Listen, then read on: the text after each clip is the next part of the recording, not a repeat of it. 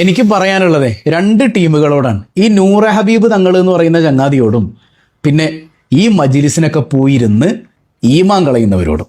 ആദ്യം മൂപ്പരോട് തന്നെ പറയട്ടെ, എൻ്റെ പൊന്ന് സഹോദര, കുറച്ചൊക്കെ ഒരു നാണവും മാനവും ഒക്കെ നമുക്ക് വേണ്ടേ? അല്ല, ഞാൻ അറിയാൻ പാടില്ല എന്നിട്ട് ചോദിക്കണം. ഒരു മനുഷ്യനാകുമ്പോഴേ കുറച്ചൊക്കെ ഒരു നാണവും മാനവും ഒക്കെ ഇല്ലെങ്കിൽ വളരെ മോശമല്ലേ അല്ലേ? ഈ സമൂഹത്തിൻ്റെ ഇടയിൽ ജീവിക്കുമ്പോൾ ഇത്ര ആഭാസകരമായ രീതിയിൽ സംസാരിക്കലൊക്കെ അയ്യയ്യേ വളരെ മോശമല്ലേ, വളരെ മോശമല്ലേ? നിങ്ങളൊന്ന് കേട്ടു നോക്കിയേ. ഒരു പെണ്ണ് പണ്ട് തിരൂരിലുള്ള ഒരു പെണ്ണിനെ കുറിച്ചിട്ട് പറഞ്ഞു അല്ലേ? തിരൂരിലൊരു പെണ്ണ് അവസാനം മരിക്കുമ്പോ ക്യാൻസർ വന്ന് വയറ് പൊട്ടി ഈ ലോകത്തോട് ഇവിടെ പറഞ്ഞു. നിങ്ങൾക്ക് അറിയോ പെണ്ണ്? ഞാൻ അറിയ പോലുമില്ല. മൂപ്പർ അറിയ പോലുമില്ല. പക്ഷെ മൂപ്പര് കാര്യങ്ങളൊക്കെ പറഞ്ഞു അല്ലേ? ഏതോ സ്ത്രീ പുള്ളിയെ വിമർശിച്ചത്രേ. ക്യാൻസർ വന്ന് വയറ് പൊട്ടി മരിച്ചു എന്നൊക്കെയാണ് പറയണത്. അള്ളാഹു ആയാലും ആ സഹോദരിക്ക് അള്ളാഹു ഷഹീദിന്റെ വലിയ പദവി കൊടുത്ത് അനുഗ്രഹിക്കട്ടെ. ഇത്ര വലിയ തോന്നിവാസം ദീനിന്റെ പേരിൽ കാണിക്കുന്ന മനുഷ്യന്മാരെ വിമർശിച്ചിട്ടാണല്ലോ. പ്രിയ പ്രസവി, നമ്മുടെ ശരീരത്തിലെ മുഴുവൻ ഊർജം ചെലവഴിക്കപ്പെട്ടാലും നമ്മുടെ നാവിലെ വെള്ളം പറ്റി നമ്മൾ നിശ്ചലമായാലും ഇതിന് അറുതി വരുമെന്ന് നിങ്ങൾക്ക് തോന്നുന്നുണ്ടോ? നിങ്ങൾ നോക്കൂ, ഈ പറയപ്പെട്ട കക്ഷിയുടെ അനുജൻ പുതിയ വീട് പണിതപ്പോൾ ആദ്യം അവർ സ്ഥാപിച്ചത് ഒരു പുതിയ കൊടിമരമാണ്. അത് കണ്ടു നോക്കൂ. അപ്പോൾ നമ്മുടെ നൂർ മജ്‌ലിസിലെ പ്രധാനപ്പെട്ട കൊടിമരമാണ് ഈ കാണുന്നത് കേട്ടോ. അതായത് ഇവിടെ വന്നാൽ നമുക്ക് കൊടിമരം കാണാനും ഇവിടെ സന്ദർശിക്കാനൊക്കെ നമുക്ക് സൗകര്യമുണ്ട്. അപ്പോൾ അടുത്ത മജ്‌ലിസ് മുതൽ ഇവിടെ ഒരുപാട് മാറ്റങ്ങൾ വരാം. ഇനി ഈ മനുഷ്യനൊരു പണിക്ക് പോകണോ? മറ്റെന്തെങ്കിലും തൊഴിൽ തേടി പോകണോ? ഒരു കച്ചവടം തുടങ്ങേണ്ടതുണ്ട്? ഒന്നും വേണ്ട. ഈ ഒരൊറ്റ കൊടിമരം മതി അദ്ദേഹത്തിൻ്റെ 10 തലമുറക്ക് തിന്നാനുള്ളത്. ഈ നാട്ടിലെ നിഷ്കളങ്കരായ, പ്രത്യേകിച്ച് വടക്കേ മലബാറിലുള്ള പാവപ്പെട്ട പെണ്ണുങ്ങൾ അതിൻ്റെ ചൂട്ടിക്കൊണ്ടിട്ട് കൊടുക്കും. വടക്കേ മലബാറിലെ പ്രവാസ ലോകത്ത് മരുഭൂമിയിൽ കിടന്ന് കഷ്ടപ്പെടുന്നവൻ അധ്വാനിക്കുന്ന വിയർപ്പിൻ്റെ ഭാഗം വീട്ടിലേക്ക് പെണ്ണുമ്പളൊക്കെ അയച്ചു കൊടുക്കുമ്പം ആ പൈസ അങ്ങനെ തന്നെ ഈ കൊടിമരത്തിൻ്റെ ചൂട്ടിച്ചെല്ലും. റസ്ബി, നമ്മൾ പറഞ്ഞ് തോറ്റുപോകും. 100% നമ്മൾ പറഞ്ഞ് തോറ്റുപോകുക എന്ന് പറഞ്ഞാൽ നമ്മൾ ബാത്തിലും അവർ ഹക്കായതുകൊണ്ടല്ല. എനിക്കും റസ്വിക്കൊക്കെ എത്ര പ്രായമുണ്ട് നോക്കൂ. ഞാൻ 34 വയസ്സുകാരനാണ്. 92 ജനിച്ച ആളാണ്. റസ്വി എൻ്റെ അനുജനാണെന്ന് ഞാൻ വിചാരിക്കുന്നത്, ഇല്ലെങ്കിൽ എൻ്റെ സമപ്രായക്കാരൻ. റസ്വി നമ്മളൊക്കെ ഓതാൻ പോകുന്നതിന് എത്രയോ വർഷം മുമ്പ് ദറസ് തുടങ്ങിയ 100 കണക്കിന് ശിഷ്യസമ്പത്തുള്ള 25 വർഷം ദറസ് നടത്തി പരിചയസമ്പന്നനായ ഒരു മുദരിസ് അദ്ദേഹത്തിൻ്റെ സദസ്സിലെ നിത്യ സന്ദർശകനാണ്. അദ്ദേഹം പച്ച കുഫിരിയത്ത് മൈക്കിലൂടെ, അത് നിങ്ങൾക്കൊക്കെ അറിയാം, ഞാൻ ഈ സദസ്സിൽ ഒരു ബഹുസ്വര സമൂഹത്തിൽ അത്തരം വിഷയങ്ങൾ നമ്മൾ പറഞ്ഞ് ഒരു പുതിയ വിവാദത്തിന് വഴി തുറക്കേണ്ടെന്ന് വിചാരിച്ചിട്ടാണ്. ഇസ്ലാമിക അടിസ്ഥാന വിശ്വാസത്തിനെതിരായ പച്ച കുഫിരിയത്ത് മൈക്കിലൂടെ പറഞ്ഞിട്ട് ഹാരിസ് മദനി അല്ലാത്ത, അങ്ങനെ തുടങ്ങിയിട്ട് കുറച്ചാളുകളല്ലാത്ത വേറെ ആരാണ്, ഉമ്മൂടി ഉസ്താദ് അടക്കമുള്ളവരല്ലാത്ത ആരാണ് അതിനെതിരെ പറയാൻ സന്നദ്ധമായിട്ടുള്ളത്? ആ 25 വർഷം ദർസ് നടത്തിയ മുദരിസ് സദസ്സിലിരിക്കുമ്പോൾ ഇത് പറയുന്നത് ഒന്ന് തോളിൽ തട്ടിയിട്ട്, തങ്ങളെ തങ്ങളെ അങ്ങനെ പറയരുത്. ഇവിടെ ഈ സദസ്സിലിരിക്കുന്ന ജനങ്ങളൊക്കെ അവർ മുഗ്നികളാണല്ലോ, അവരുടെ മനസ്സിൽ ഇതൊക്കെ ഒരു കുഴപ്പമില്ല എന്നൊരു തോന്നൽ വരും. അത് വലിയ വിഷയമാണ് എന്ന് പറഞ്ഞു കൊടുക്കാൻ ആ മനുഷ്യനെ കൊണ്ട് സാധിച്ചില്ല എങ്കിൽ ഞാൻ മനസ്സിലാക്കുന്നത്, റസ്വി 2000 രൂപ ആഴ്ചയിൽ 2000 രൂപയും കോഴി ബിരിയാണിക്ക് മുമ്പിൽ വളയാത്ത നട്ടലുകൾ വളരെ തുലവും കുറവാണ്. അങ്ങനെ ഒരു നട്ടലുണ്ടെങ്കിൽ ആ നട്ടലിൻ്റെ പേരാണ് ബഹുമാനപ്പെട്ട മൗലാന പേരുടെ ഉസ്താദ്. ഇന്ന് എരണം കെട്ടവനെന്നും അങ്ങേയറ്റം മ്ലേച്ഛവും മോശവുമായ ഭാഷയിൽ അദ്ദേഹത്തെ സംബോധന ചെയ്യാനുള്ള കാരണവും ഇത്തരം ചൂഷകന്മാരായ ആളുകൾക്ക് ഇന്നും ബഹുമാനപ്പെട്ട പേരുടെ ഉസ്താദ് എതിരായതുകൊണ്ടാണ്. നോക്കൂ നിങ്ങൾ, സമീപകാലത്ത് ജിന്നു മഹദറ എന്ന് പറഞ്ഞു ഒരുത്തൻ കൊണ്ടുനടന്നു. എന്താണത്? ഗൾഫിൽ ഹോട്ടൽ നടത്തി പൊട്ടിപ്പാളീസായി വന്നവൻ ഈ നാട്ടിൽ വന്നിട്ട് പുതിയൊരു കച്ചവടം തുടങ്ങി. അതാണ് ആത്മീയ ചൂഷണം. അവിടെയും നമ്മൾ അദ്ദേഹത്തെ വിമർശിക്കുമ്പോൾ വാട്സപ്പിലും ഫേസ്ബുക്കിലും മെസ്സഞ്ചറിലും വന്നിട്ട് നമ്മളെ തിരുത്താൻ ശ്രമിക്കുന്ന ആളുകളുണ്ടല്ലോ. എന്തുകൊണ്ടാണ് ആ തിരുത്തൽവാദികളായി വരാനുള്ള കാരണം? നിങ്ങളിലെ പണ്ഡിതന്മാരായ ആളുകൾ, പ്രഭാഷകരായ ആളുകൾ ധാരാളമായി വർദ്ധിക്കുക, നിങ്ങളുടെ മിമ്പറുകൾ വർദ്ധിക്കുക എന്ന് പറഞ്ഞാൽ പ്രഭാഷകർ ധാരാളമായി കൂടുക എന്നുള്ളത് ഒരെണ്ണത്തിനും, എല്ലാവരും ഞാൻ പറയുന്നില്ല, അധിക എണ്ണത്തിനും ഈമാന്റെ തരിമ്പ് പോലെ ഇല്ലെന്ന് പറയേണ്ടി വരും. രാവിലെ സ്ത്രീകൾ യൂട്യൂബ് എടുത്ത് നോക്കുമ്പം ഈ അടയാളം നിങ്ങളിലുണ്ടോ, നാളെ നിങ്ങൾ വടിയാകും. ഇപ്പൊ യൂട്യൂബിലൊരു അവസ്ഥയാണ്. എന്തൊക്കെ അസംബന്ധങ്ങളാണ് പറയുന്നത്. നിങ്ങൾ സ്വപ്നത്തിൽ ആനയെ കണ്ടോ? നിങ്ങൾ വയറിളകി ഷഹീദാവും. ഇത് കണ്ടിട്ട് സ്ത്രീകൾ മക്കളെ അടുത്ത് വിളിച്ചിട്ട് ഉമ്മ മരിച്ചാലും നിങ്ങൾ നന്നായിട്ട് പഠിക്കണേ.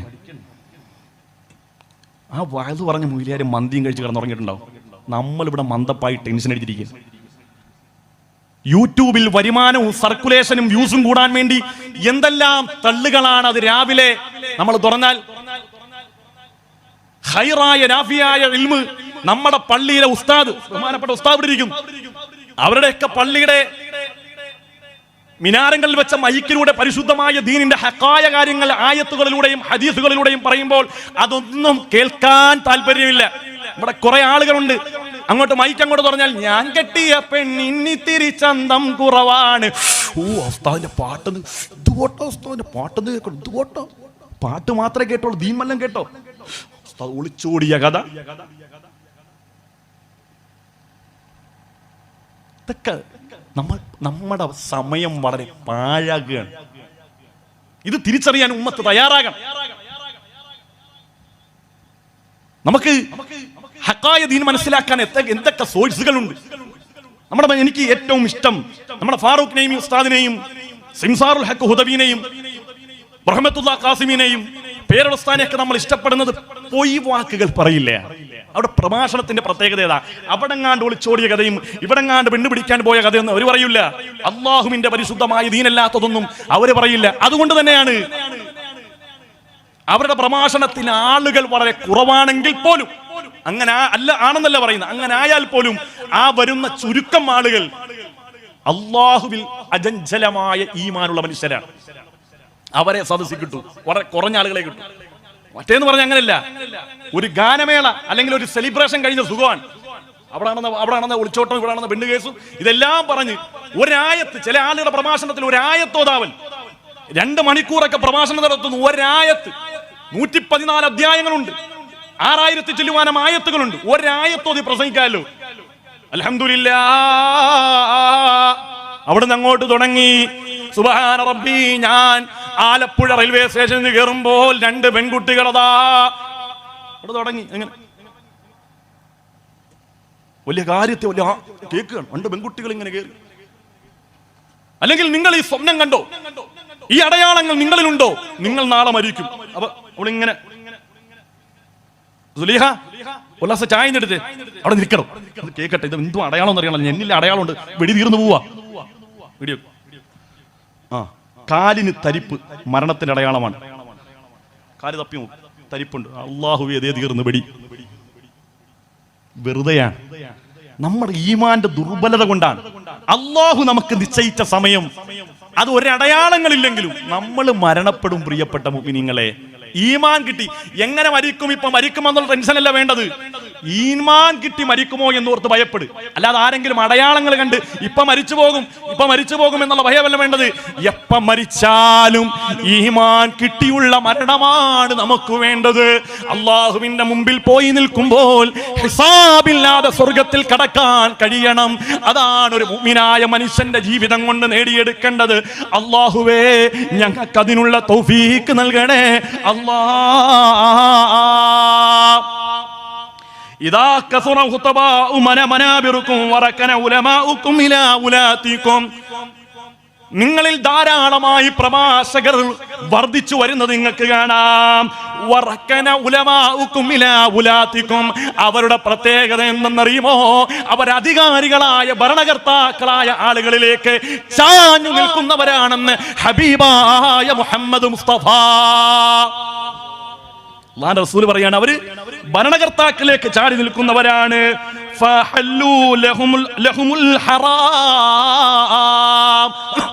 അവരുടെ പ്രത്യേകത അവർ ഹറാമിനെ ഹലാലാക്കുന്ന ആളുകളാണ്.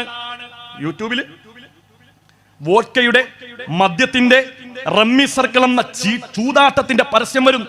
നമ്മളിടുന്ന വീഡിയോയിൽ പരസ്യം വരുന്നു.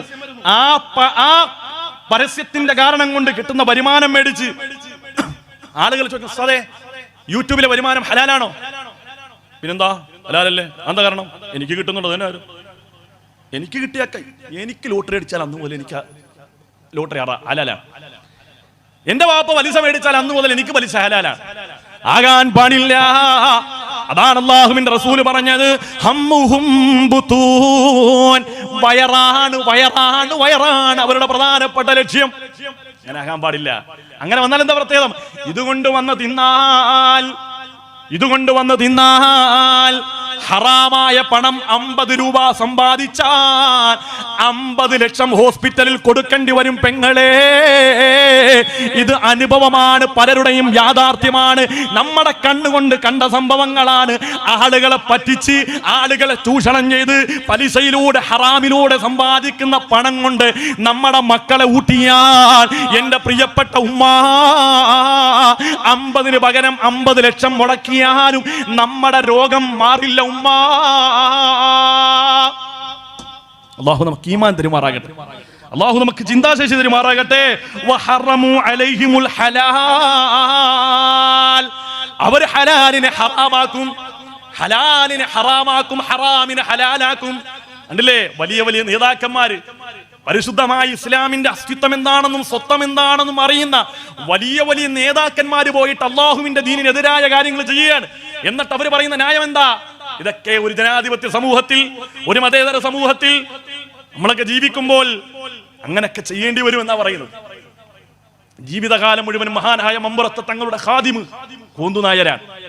കാലം എത്ര കടന്നുപോയി മമ്പുറം തങ്ങളുടെ, കാലം എത്ര കടന്നുപോയി മമ്പുറം തങ്ങളുടെ. ഏതെങ്കിലും ഘട്ടത്തിൽ ബഹുമാനപ്പെട്ട ഖുതുബുസ്സമാൻ മമ്പുറം തങ്ങൾ അള്ളാഹുവിന്റെ പരിശുദ്ധമായ ദീൻ അനുവദിക്കാത്ത എന്തെങ്കിലും ഒരു കാര്യം മമ്പുറം തങ്ങൾ ചെയ്തിട്ടുണ്ടോ? എന്നിട്ടും പരിശുദ്ധമായ ഈമാൻ കാത്തു സൂക്ഷിച്ച് തന്റെ പ്രിയപ്പെട്ട സേവകനായി ബഹുമാനപ്പെട്ട കോന്തുനായരെ ഒപ്പം ചേർത്ത ഒരു ചരിത്രമാണ്, സംസ്കാരമാണ് നമ്മുടെ കേരളത്തിനുള്ളത്. ആരും ആരുടെയും ആചാരങ്ങൾ നമ്മൾ കടമെടുക്കേണ്ടതില്ല.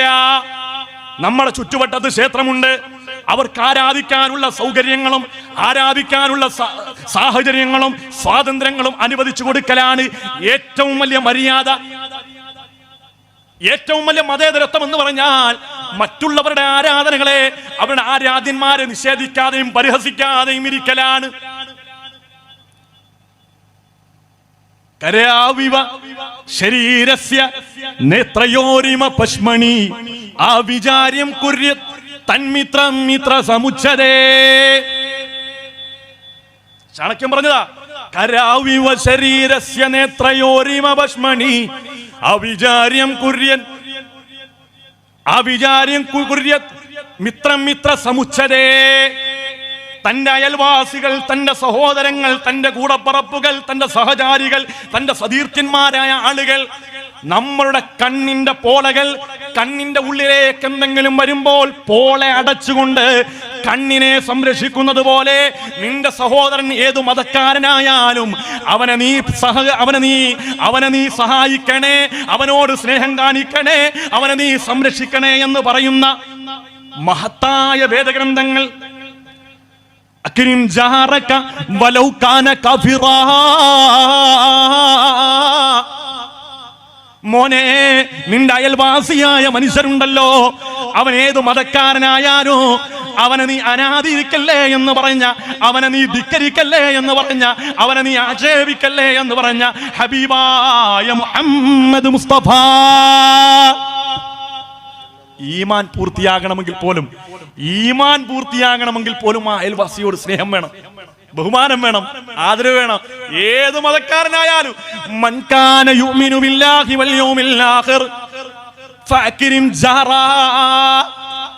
നിങ്ങൾ അല്ലാഹുവിൽ വിശ്വാസമുള്ളവരാണോ, അല്ലാഹുവിന്റെ റസൂലിൽ വിശ്വാസമുള്ളവരാണോ, ഫഅക്രിം ജാറാ, നിങ്ങൾ നിന്റെ അയൽവാസികളെ ബഹുമാനിക്കണേ, ആദരിക്കണേ എന്ന് ഹബീബായ മുഹമ്മദ് മുസ്തഫ. ഏത് മതക്കാരനായാലും ബഹുമാനിച്ചേ പറ്റൂ. നിന്റെ ഈമാൻ പൂർത്തിയാവൂല. നീ മുസ്ലിം എന്ന് പേര് കെട്ടി ഖാലിദ് എന്നും റസാഖ് എന്നും പറഞ്ഞ് നടക്കുകയാണ്.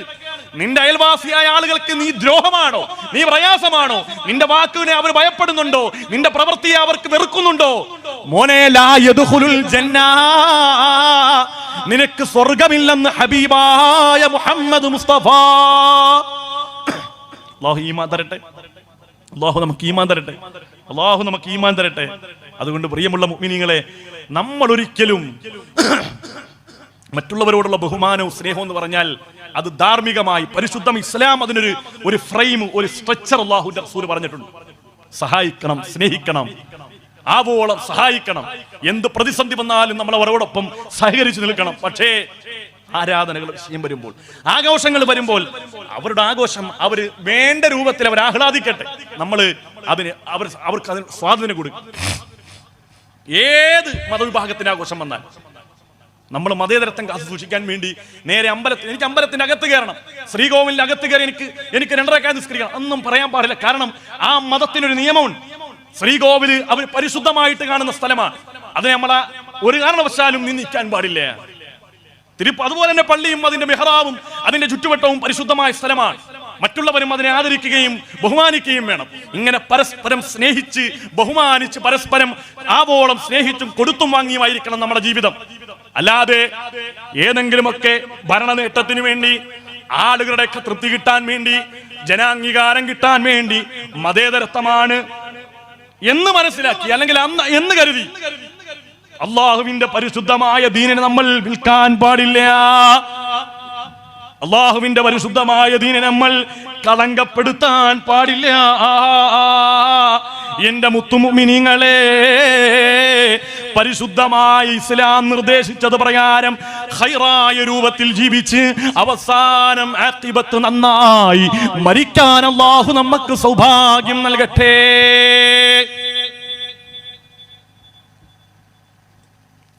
മതിയാ? കുഴഞ്ഞ? ഞാൻ കുഴഞ്ഞിട്ട് നിങ്ങൾ കുഴഞ്ഞോ? നിർത്തട്ടെ. അള്ളാഹു നമുക്ക് തൗഫീക്ക് നൽകട്ടെ. കാര്യങ്ങളൊക്കെ മനസ്സിലാക്കാനും ഗ്രഹിക്കാനും അള്ളാഹു നമുക്ക് തൗഫീക്ക് നൽകി അനുഗ്രഹിക്കുമാറാകട്ടെ. അള്ളാഹു നമുക്ക് ചിന്താശേഷി അള്ളാഹു തആല നൽകുമാറാകട്ടെ. അതുപോലെ തന്നെ അള്ളാഹുവിന്റെ റസൂൽ പറഞ്ഞ ശ്രദ്ധേയമായ ഒരു വാക്കാണ് സയഅതി അനന്നാസി സമാനുൻ യത്റുകൂനൽ അദാൻ അലാ ദുഅഫായികും. ഇത് നിങ്ങൾ കേൾക്കേണ്ട വിഷയമാണ്. ഇപ്പൊ എല്ലായിടത്തും നടക്കുന്ന ഒരു പരിപാടിയാണ്. ഉസ്താദന്മാരോട് ചോദിച്ചറിയാം, എല്ലാ ദിവസവും ഓരോ ആളുകൾ വിളിച്ചിട്ട് ചോദിക്കും, ഉസ്താദേ പള്ളി ജോലിയുണ്ടോ? ഒരു ജോലി കിട്ടാനുണ്ടോ? പള്ളിയിലെ മുക്രിമാര്, ഞാൻ മുഅദ്ദിനാണ്, ഒരു ജോലി കിട്ടാനുണ്ടോ? മുഅദ്ദിന്മാരിങ്ങനെ തേരാപ്പാരെ അലയാണ് ഒരു ജോലിക്ക് വേണ്ടി. എന്തേ? യേശുദാസിന്റെ സൗണ്ട് ഇല്ല. യേശുദാസിന്റെ സൗണ്ട് 3000 ശമ്പളവും. യേശുദാസിന്റെ ഖുർആൻ ഓതിയിട്ടില്ലേ? സുബ്ഹാനക ലാ ഇൽമ ലനാ. പാവപ്പെട്ടവൻ 10-60 വയസ്സുണ്ട്, സുബ്ഹാനക ലാ, അത്രേ പറ്റുള്ളൂ. എന്ത് ചെയ്യാൻ പറ്റും? അള്ളാഹു അങ്ങനെ കൊടുത്തത്. അപ്പൊ കമ്മിറ്റി ഭയങ്കര ചർച്ച. നമ്മുടെ മുഅദ്ദിന് സൗണ്ട് ഇല്ല. ഞാൻ വളാഞ്ചേരി വെങ്ങാട് പഠിക്കുമ്പം ഉസ്താദേ നിങ്ങളുടെ ബാങ്ക് പുറത്തോട്ട് കേൾക്കുന്നില്ല, പെണ്ണുങ്ങൾ വല്ല പരാതി, 3000 രൂപ തരും, യേശുദാസിന്റെ ബാങ്ക് കൊടുക്കണ. അല്ലാഹുവിന്റെ റസൂൽ പറഞ്ഞു, സയഅതി അലന്നാസി സമാനുൻ യത്റുകൂനൽ അദാൻ. ബാങ്ക് കൊടുക്കുന്ന മുഅദ്ദിന്മാരായ ആളുകളെ അവരുടെ ജോലിയിൽ നിന്ന് പിരിച്ചുവിടും, ഒഴിവാക്കും. എന്ത് കാരണം കൊണ്ട്? അലാ ദുഅഫാഇഹിം, അവർ ദുർബലരാണ്, അവർ സൗണ്ട് ഇല്ല, അവര് അഴകുള്ള ബാങ്കില്ല. ഇപ്പോഴത്തെ ചെറുപ്പക്കാരായ ആളുകൾ അവരെ മൈക്കം കൂടെ തട്ടിയാൽ അല്ലാഹു അക്ബർ അല്ലാഹു അക്ബർ. അപ്പൊ നമ്മുടെ പള്ളിയിൽ ഉസ്താദ് അല്ലാഹു അക്ബർ ഒക്കെ അത്രേ പറ്റുള്ളൂ. സാധുവാണ്, നമ്മൾ അത് അക്സെപ്റ്റ് ചെയ്യണം.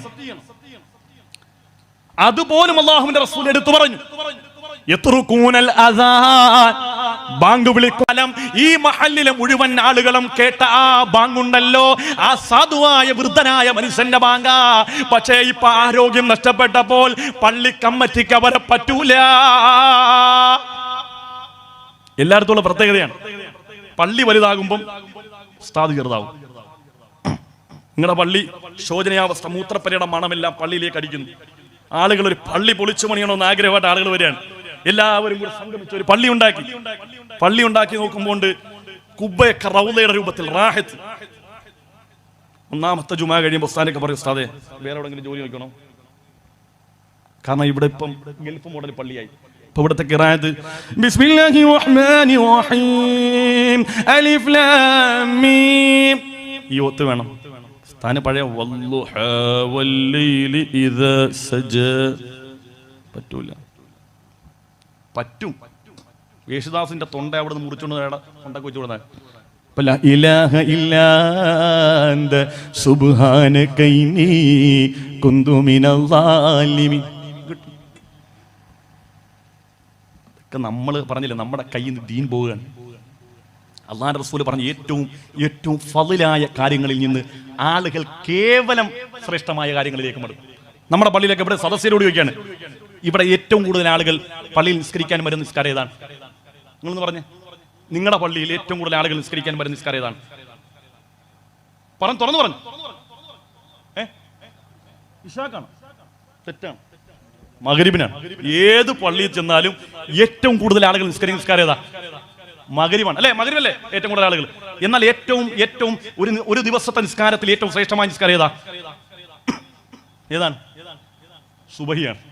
സുബഹിക്ക് 3 സഫാളുണ്ടാവും, മൈക്കും വേണ്ട, സ്ഥാന്റെ ശ്വാസം വിടുന്നവരെ ഇവിടെ നിൽക്കുന്ന ആൾക്ക് കേൾക്കാൻ പറ്റും. അള്ളാഹുവിന്റെ റസൂൽ പറഞ്ഞതാണ്, ഏറ്റവും ശ്രേഷ്ഠമായ കാര്യങ്ങളിൽ നിന്ന് ജനങ്ങൾ കേവലം ശ്രേഷ്ഠമായ കാര്യങ്ങളിലേക്ക്. അതുപോലെ തന്നെ നിസ്കാരം ഒഴിവാക്കാൻ പറ്റിയ 3 കാര്യങ്ങൾ, 2 കാര്യങ്ങളല്ലേ, 1 കാര്യങ്ങളുണ്ട്. നിസ്കാരം ഖളാ ആക്കാൻ 3 കാര്യങ്ങൾ. ഇസ്ലാമിൽ 2 കാര്യങ്ങളേ ഉള്ളൂ. പുതിയതായിട്ട് ഒന്നുകൂടി പറയാം. ഒന്നാമത്തെ ഉറക്കം, 2 മറവി. ഉറക്കവും മറവിയും കൊണ്ട് നിസ്കാരം ഖളായി, അള്ളാഹുവിന് ശിക്ഷയില്ല, നമ്മൾ ഖളാ വീട്ടിയാൽ മതി. മൂന്നാമത്തെ ഒന്നുണ്ട്, ഏർവാടി സിയാറത്ത്.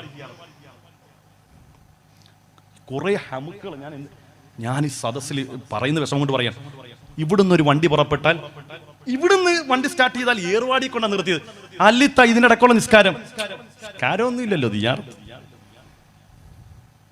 നിങ്ങൾ ആരെടുക്കേ പോകുന്നു? ബാദിഷാ തങ്ങെടുക്ക്. അവരെന്തിനു വേണ്ടിയാ ജീവിച്ചത്? അള്ളാഹുവിന് വേണ്ടി. അവർ മരിച്ച എന്തിനു വേണ്ടിയാ? അള്ളാഹുവിന് വേണ്ടി. നിങ്ങൾ എന്തിനാ ചെല്ലുന്നത്? നിങ്ങളുടെ കാര്യങ്ങളെല്ലാം വളരെ എളുപ്പത്തിൽ ഡിജിറ്റലായിട്ട് നടക്കാൻ വേണ്ടി. ദാരിദ്ര്യമുണ്ടായി, സൂറത്തുൽ വാഖിയ ഓതാൻ ആദരവായ റസൂലുള്ളാഹി സ്വല്ലല്ലാഹു അലൈഹി വസല്ലം തങ്ങൾ പറഞ്ഞു, അത് ഓതാൻ വയ്യ. സൂറത്ത് നിങ്ങൾ ദുഹാ നിസ്കരിക്കും. ദുഹാ നിസ്കാരം എന്നുള്ളത് ഹല്ലുള്ള നിസ്കാരമാണ്, ഭാഗ്യത്തെ കൊണ്ട് തരുന്ന നിസ്കാരമാണ്. ദുഹാ നിസ്കരിച്ചിട്ട് റബ്ബിനോട് ദുആ ചെയ്യ്, പടച്ചോനെ എന്റെ പ്രയാസങ്ങളൊക്കെ മാറ്റിത്താ, നല്ല സമൃദ്ധി വരുമെന്നാണ് അല്ലാഹുവിന്റെ റസൂൽ പറഞ്ഞത്. നിസ്കരിക്കേണ്ട അവസ്ഥ പാടാ. 500 രൂപ മുടക്കിയാൽ ഇവിടുന്ന് ഒരു വണ്ടി പോകുന്നുണ്ട് ഏർവാടിയിൽ, നേരെ അവിടെ ചെന്ന് എല്ലാ കാര്യങ്ങളും അങ്ങോട്ട് കൊട്ടി കൊടുത്താൽ എല്ലാം കൊട്ടക്കണക്കിന് ഇങ്ങോട്ട് കിട്ടും. ഓക്കെ, സിയാറത്ത് എന്നുള്ളത് പുള്ളിമുള്ള അമലാണ്, പക്ഷെ നിസ്കാരക്കാരനുള്ളതാണ്. മനസ്സിലേ? അള്ളാഹുവിനെ ഭയപ്പെടുന്ന മനുഷ്യർക്കുള്ളതാണ് സിയാറത്ത്. പക്ഷേ ഞാൻ ഈ പറയുന്ന കാര്യങ്ങൾ നിങ്ങൾക്ക് തന്നെ ബോധ്യപ്പെടുന്ന കാര്യമാണ്. നിസ്കാരം ഖളാക്കി ഏർവാടിയിലേക്കും നാഗൂരിലേക്കും പോകുന്ന പെങ്ങളെ ചിന്തിക്കണേ, അള്ളാഹുവിന്റെ ഔലിയാക്കന്മാരിത് പൊരുത്തപ്പെടുന്ന പരിപാടിയല്ല. അള്ളാഹും റസൂലും അള്ളാഹുവിന്റെ ഔലിയാക്കന്മാരും ഇഷ്ടപ്പെടുന്ന പ്രവൃത്തിയല്ല. നിങ്ങൾ പൊരുത്തം വാങ്ങാൻ വേണ്ടി ചെന്ന് കുരുത്തക്കേടും മേടിച്ചു കൊണ്ടുവരുന്ന പരിപാടിയാ. അള്ളാഹു നമുക്ക് ഈമാൻ നൽകട്ടെ. ഇപ്പൊ നോക്ക്, ഭീമാപ്പള്ളി ഉറൂസിന് എന്റെ നാട്ടിൽ നിന്ന് ഒരു വണ്ടി നിറച്ച ആളുകൾ പോയി ഭീമാപ്പള്ളി ഉറൂസ്. അതിൽ എന്റെ വീട്ടിൽ എപ്പോഴും വരുന്നൊരു സഹോദരിയുണ്ട്. അവിടെ ഇങ്ങനെ വെറുതെ രസത്തിന് ചോദിച്ചു, ഉറൂസിലൊക്കെ പങ്കെടുത്ത് താഴത്തായിരുന്നു, എവിടെ നിസ്കരിച്ച്? അവിടെ പെണ്ണുങ്ങൾക്ക് നിസ്കരിക്കാൻ സ്ഥലമില്ല. ഭീമാപ്പള്ളിയിൽ ഇത്രയും വലിയൊരു പള്ളി ഉണ്ടായിട്ട് പെണ്ണുങ്ങൾക്ക് നിസ്കരിക്കുന്ന പെണ്ണുങ്ങൾക്ക് നിസ്കരിക്കാൻ സ്ഥലമുണ്ട്, നിസ്കരിക്കാത്ത പെണ്ണുങ്ങൾക്ക് നിസ്കരിക്കാൻ സ്ഥലമില്ലെന്നാ പറഞ്ഞു. നിസ്കരിക്കുന്ന പെണ്ണുങ്ങൾക്ക് നിസ്കരിക്കാൻ സ്ഥലമുണ്ട്, നിസ്കരിക്കാത്ത പെണ്ണുങ്ങൾക്ക് നിസ്കരിക്കാൻ 1 ഇഞ്ച് ഭൂമി പോലും അവിടെ ഇല്ല. അള്ളാഹു നമുക്ക് ഈമാൻ തരുമാറാകട്ടെ. എന്തിനാണ് ഇങ്ങനെ ജീവിക്കുന്നത്? എന്തിനാണ് ഇവിടെ ഇങ്ങനെ ജീവിക്കുന്നത്? ഉദരം ക്രമേണ പടുത്തു ചീഞ്ഞളിഞ്ഞില്ലയോ, അതുകൊണ്ട് ഖബർ നിറഞ്ഞ ദൽബുദമല്ലയോ. തോന്നിയാസങ്ങളൊക്കെ കാണിച്ചിട്ട് അവിടെ പോയി കിടക്ക്. ഉദരം ക്രമേണ പഴുത്തു ചീഞ്ഞളിഞ്ഞില്ലയോ, അതുകൊണ്ട് ഖബർ നിറഞ്ഞ ദൽബുദമല്ലയോ. ആർത്തും ആഹ്ലാദിച്ചും ഉല്ലസിച്ചും എല്ലാ കോമാളിത്തരങ്ങളും നൃത്തങ്ങൾക്കും ചുവടുവപ്പുകൾക്കും സാക്ഷിയായി അവസാനം ആ കുഴിയിൽ വെറ്റമുക്ക് ജുമാ മസ്ജിദിന്റെ ആ പള്ളിക്കാട്ടിൽ കൊണ്ടുവച്ച് 3ാമത്തെ ദിവസം എത്തുമ്പോൾ ശരീരം പൊട്ടി വയറ് പൊട്ടി ആ ചീഞ്ചലം ഖബറിൽ നിറഞ്ഞ് മയ്യത്തിങ്ങനെ ആ ഖബറിൽ ഒഴുകി നടക്കുന്ന ആ ഒരവസ്ഥയുണ്ടല്ലോ പെങ്ങളെ, നീ ചിന്തിച്ചാൽ എങ്ങനാണ് ഉമ്മ നിനക്ക് നിസ്കാരം ഉപേക്ഷിക്കാൻ കഴിയുന്നത്? ഇവയൊക്കെ നീ ചിന്തിച്ചു കരയുക സോദരാ. എന്നാൽ സുറൂറായി നീ കടക്കും മറുകര. പറഞ്ഞതാ, തെങ്ങിന്റെ മടലടരുന്നതും കണ്ടില്ലേ, അടരാതെ നിന്നു ചിരിച്ചതും കരഞ്ഞില്ലേ. തെങ്ങിന്റെ ഉണക്കമടൽ വീഴുമ്പോൾ പച്ചമടലിൽ നിന്ന് ചിരിക്കുമത്രേ. പക്ഷേ പച്ചമടലറിയുന്നില്ലല്ലോ കാലാന്തരത്തിൽ ഞാനും ഉണക്കമടലായി നിലം പതിക്കുമെന്ന്. എത്ര അർത്ഥവത്തായ ഉദാഹരണങ്ങളാണ് ബഹുമാനപ്പെട്ട തലവസ്ഥാദ് പറഞ്ഞത്. ഇവയൊക്കെ നീ ചിന്തിച്ചു കരയുക സോദരാ, എന്നാൽ സുറൂറായി നീ കടക്കും മറുകര. തെങ്ങിന്റെ മടലടരുന്നതും കണ്ടില്ലേ, അടരാതെ നിന്നു ചിരിച്ചതും കരഞ്ഞില്ലേ. അടരാതെ നിന്ന പച്ചമടലും അന്ത്യം കരയേണ്ടി വന്നില്ലേ.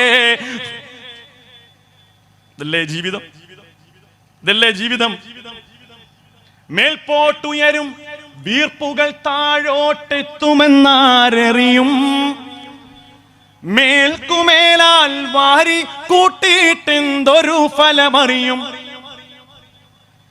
മന്ത്രിക്കും തന്ത്രിക്കും രാജനുമെല്ലാം ഖബറിടം ഒരുപോലെ, മാളിക തട്ടുകൾ കട്ടിലും മെത്തകളില്ലല്ലോ നാളെ. എല്ലാം അവസാനിച്ചു ദുനിയാവിന്ന് പോകേണ്ടി വരും. ഇതെല്ലാം റിയാലിറ്റിയാണ്, ഇതെല്ലാം റിയാലിറ്റിയാണ്. ഇതൊന്നും ഒരു കെട്ടുകഥയല്ല. കുതിരപ്പുറത്ത് സഞ്ചരിച്ചവരല്ലേ പിടിമണ്ണ് വാരിയെറിഞ്ഞ ദൽബുദമല്ലേ. കുതിരപ്പുറത്ത് രാജാവായി ജനങ്ങൾക്ക് മുമ്പിൽ അതിധീരനായി നടക്കുമ്പോൾ കുതിരയുടെ പത്തടിയിലേക്ക് ഒരു സാധാരണക്കാരനായ പ്രജക്ക് അടുക്കാൻ കഴിയാതെ നിന്ന രാജാവിനെയും അവസാനം കുഴിയിലേക്ക് കൊണ്ടടക്കം ചെയ്യപ്പെട്ടപ്പോൾ സാധാരണക്കാരനായ പ്രജ 3 പിടി മണ്ണ് വാരിയിട്ട് പിടിമണ്ണു വാരിയെറിഞ്ഞ ദൽബുദമല്ലേ. അല്ലാഹു ഈമാനുള്ള മരണം അല്ലാഹു നമുക്ക് തരട്ടെ. അല്ലാഹു ആഖിബത്ത് നന്നായുള്ള മരണം അല്ലാഹു നമുക്ക് തരട്ടെ.